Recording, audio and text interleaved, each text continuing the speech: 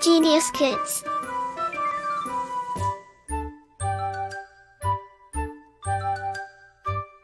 Cultivating love for learning. अध्याय 15 चोर का बलिदान। प्रस्तुत कहानी में एक चोर का हृदय परिवर्तन दिखाया गया है कि कैसे वह अपने मित्रों के प्राण बचाने के लिए अपने जीवन को बलिदान कर देता है।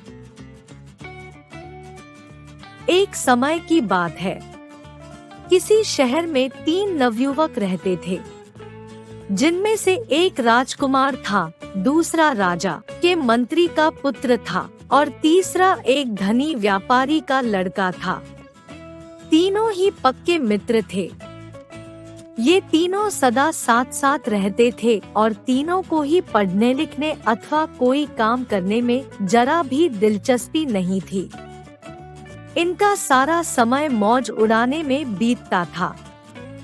एक दिन राजा ने अपने पुत्र को बुलाया और कहा, तुम अपना सारा समय व्यर्थ ही बर्बाद करते हो। अपने तौर तरीके सुधार लो तो अच्छा है। मंत्री ने भी अपने पुत्र को बुलाया और कहा, तुम जिस प्रकार समय नष्ट कर रहे हो मुझे जरा भी पसंद नहीं। अपने तौर तरीके ठीक करो। व्यापारी ने भी अपने पुत्र को बुलाया और कहा, अपने आप को सुधारो। यदि अब भी तुम मेरे कहने पर न चले तो मैं तुम्हें घर से निकाल दूंगा। तीनों मित्र बैठकर आपस में विचार विमर्श करने लगे। राजकुमार बोला, हमें कुछ करना चाहिए। मंत्री के पुत्र ने पूछा, हम क्या कर सकते हैं? हमारे पास पैसे तो है नहीं, कुछ करने या कहीं जाने के लिए भी हमें घरवालों से पैसे मांगने पड़ेंगे। शब्दार्थ: दिलचस्पी, ध्यान, व्यर्थ, बेकार। व्यापारी का पुत्र बोला, यहाँ से कुछ दूर एक पर्वत है, वहाँ कीमती रत्न पाए जाते हैं। राजकुमार बोला, चलो फिर वहीं चलें। यदि हमें कुछ रत्न मिल गए तो हम अपने घरवालों की सहायता लिए बिना ही अपना निर्वाह कर सकते हैं। तीनों मित्र पर्वत की खोज में चल पड़े। मार्ग में उन्होंने एक नदी पार की और फिर एक घने जंगल से गुजरकर अंत में उस पर्वत पर पहुंच गए।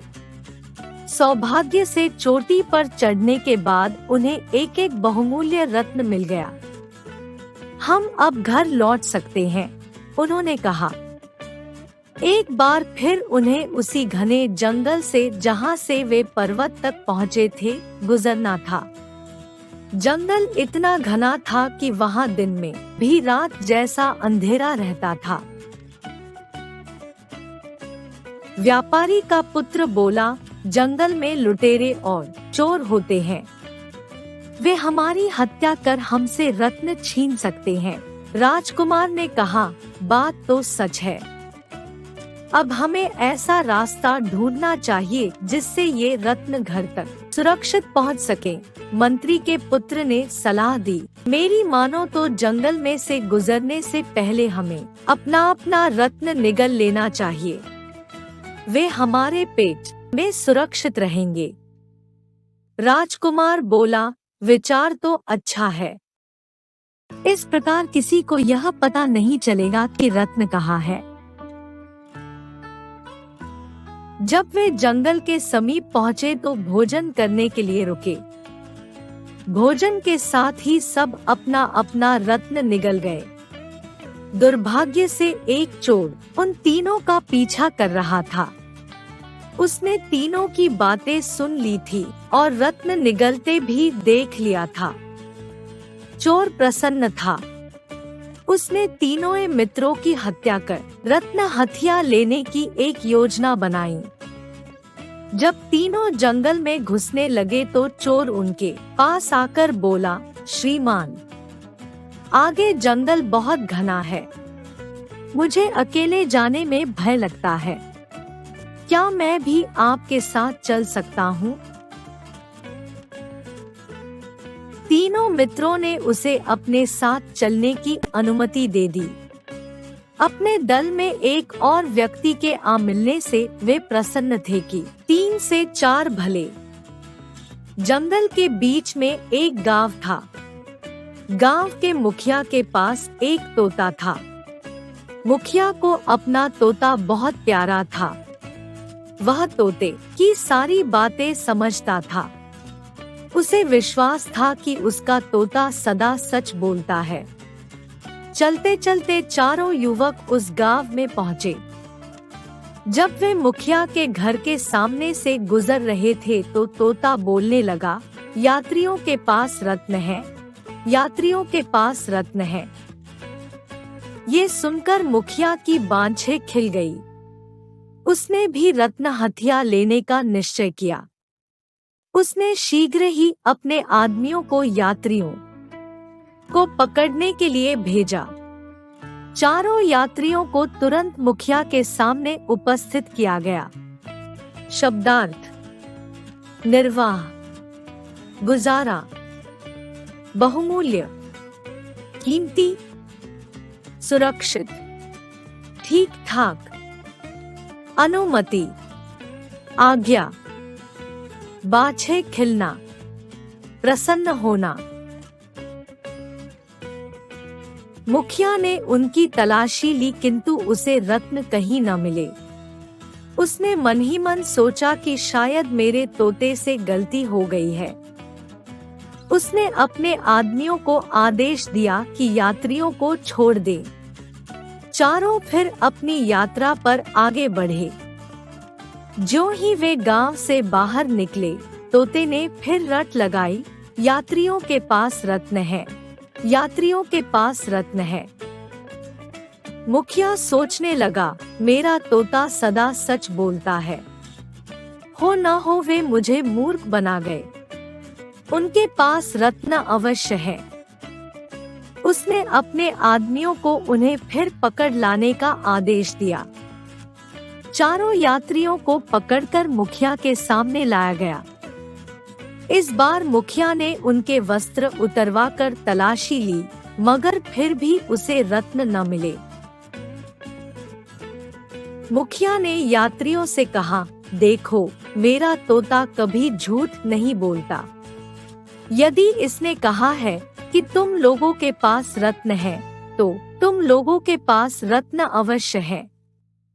जल्दी से अपने अपने रत्न मुझे दे दो। यात्री बोले, यदि हमारे पास रत्न होते तो आपको मिल गए होते।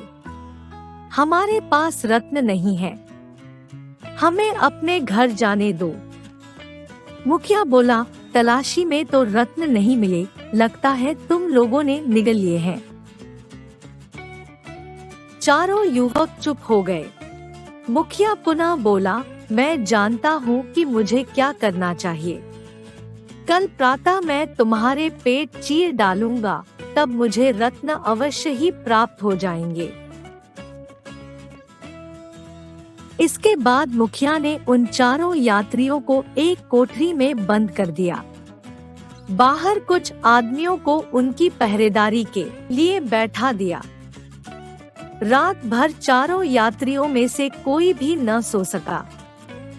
डर के मारे उनका बुरा हाल था। उनके मस्तिष्क में बार बार यही विचार आ रहा था कि सुबह उन्हें मौत के घाट उतार दिया जाएगा। उन्हें बचने का कोई रास्ता नहीं सूझ रहा था। चोर बैठे बैठे सोच रहा था कि बेचारे बिना अपराध मारे जाएंगे। तभी उसे एक उपाय सूझा। उसने सोचा, मेरे पेट में तो कोई रत्न है नहीं। यदि मैं मुखिया से कहूँ कि वह पहले मुझे मारे तो उसे मेरे पेट में से तो कुछ नहीं मिलने वाला है। तब वह सोचेगा कि हम में से किसी के पास रत्न नहीं है, तो शायद वह इन लोगों को छोड़ दे। यदि उसने इन तीनों को पहले मारा और इनके पेट में से रत्न मिल गए तो मुखिया मुझे भी अवश्य मार देगा, क्योंकि उसे क्या पता कि मेरे पेट में रत्न नहीं है। इसलिए मुझे तो हर हाल में मरना है। यदि मैं पहले मरकर इनके जीवन बचा सकूं तो मेरे सारे पाप धुल जाएंगे। शब्दार्थ: पहरेदारी, निगरानी। सुबह हुई। मुखिया चारों मित्रों के पेट चीर डालने के लिए तैयार हुआ। चोर ने मुखिया से विनती की कि मारने से पहले वह उसकी बात सुन ले। वह बोला, मैं अपने भाइयों से बहुत प्रेम करता हूँ, उन्हें मरता हुआ नहीं देख सकता। कृपा करके पहले मेरा पेट चीरा जाए। मुखिया ने सोचा कि मरना तो सभी को है, उसमें आगे पीछे क्या, इसलिए वह तुरंत तैयार हो गया। चोर का पेट चीरा गया। खेद मुखिया को उसमें से कुछ भी नहीं मिला। हाय, वह बोला, मैंने तो व्यर्थ ही इस व्यक्ति की हत्या कर दी। मुझे घोर पाप लगेगा। मेरे तोते ने सचमुच झूठ बोला है। मुखिया ने बाकी मित्रों को छोड़ दिया। वे अपने घरों को चल दिए। बाद में वे अपना अपना रत्न बेचकर धनी हो गए। जब भी वे मित्र आपस में मिलते, उस चोर मित्र को अवश्य याद करते जिसने उनके प्राण बचाने के लिए अपना जीवन बलिदान कर दिया था। विष्णु शर्मा पंचतंत्र से। शब्दार्थ: विनती, प्रार्थना, बलिदान, त्याग। Like, share and subscribe.